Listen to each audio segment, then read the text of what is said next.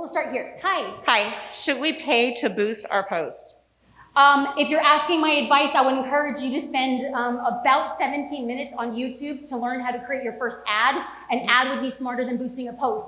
You could boost a post and just share it to people who like your Facebook page, or just to people who are your followers, which is fine, but then you don't get the data and analytics of actually who is the most engaged. I promise you, 17 minutes, a free video on YouTube. You set up the basics, and then you would just play with $5. You see, if I change the copy, if I change the photo, if I do a reel, and you just test $5, $5, $5. And then at the end of like about 2 weeks, I like that 2-week time frame, you can actually see what was the best. And also with ads, you can target to a specific zip code. Like, why don't send me an ad in California if you're in Boise, you know? So geographic and zip code based ads, $5 a day, take your data and analytics and say, this is what I want to do more on. Do we need to use like 50 billion hashtags, or will we still be able to get engagement without using them? The algorithm wants to keep people on the platform. If you go to a hashtag and you're looking for Maltese puppies and what you see are rainbows and LeBron James, then you will less likely be inclined to use another hashtag because the search capacity is broken. So now we have all these people who are tagging things that aren't pertaining to the post or the photo. So Instagram comes out and says, use 5 and have them freaking be about the post. I mean, duh, right? Except for the fact that everyone's like, I only have my 30 and I copy and paste each time. Why? Are you talking about the same thing and posting the same photo every day? If you're not, your hashtag should be changing. You will be dinged for it. So we want to make sure that the hashtags pertain to the photo and or the copy in and of itself. If you can find 30 hashtags that pertain to it, then hell yes, all day, every day. But if you're just like sitting there after 12 and you're like, I got nothing left, let it be. Those 12 hashtags are going to do far greater than having 30 that mean nothing. Furthermore, at this point in time, you want to make sure that you're using your hashtags in the caption, not in the comment, because Instagram has come out and said that the hashtags in the caption will lead to the search.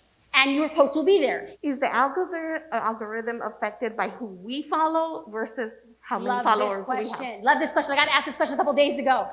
Should I not follow more people than who follow me? Whoever told you that, stop and unfollow them.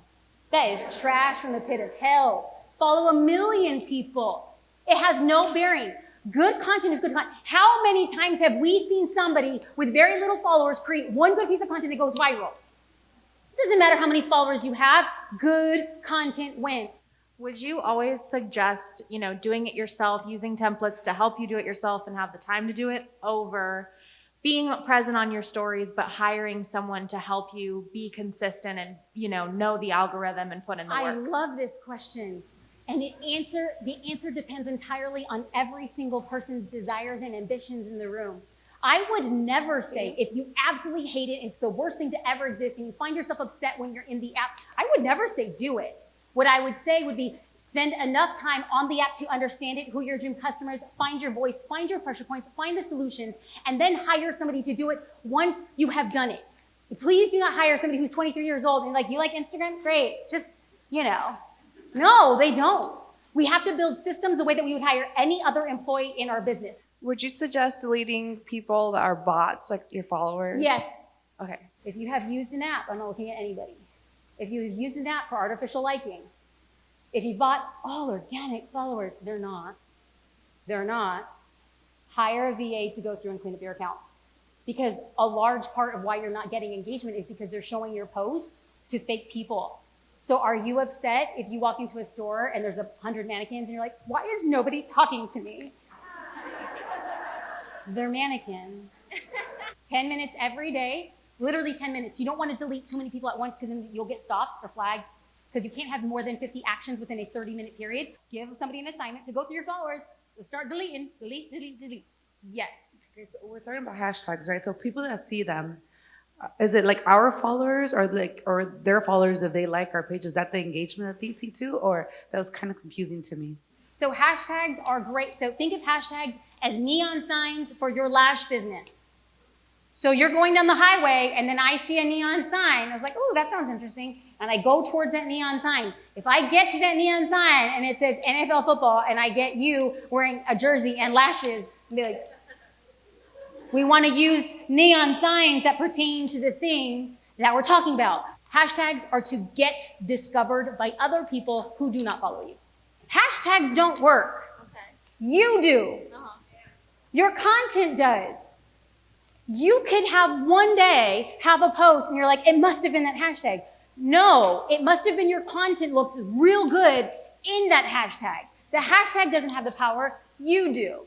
Hi, I often struggle with my captions being creative. I just put, like, if it's a volume set, I just write what I did. How often should I make them creative? Like my captions? Everybody is going to be different. You will always have a hard time being creative if that's the story you choose to tell yourself.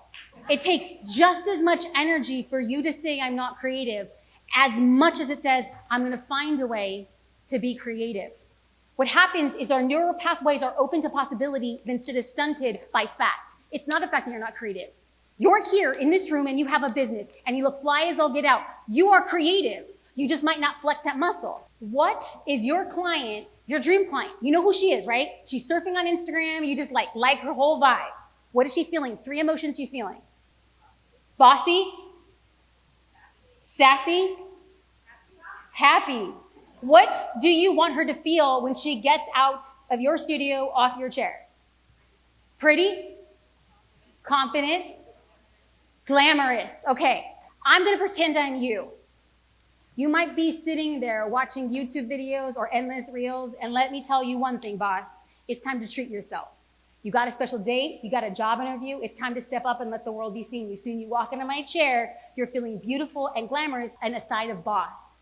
Tell me, what are you doing tonight? What YouTube video are you watching? What length do you prefer? Any one of those questions. What we just did with somebody who has zero creativity was showed up and spoke to her dream customer to get her in the chair.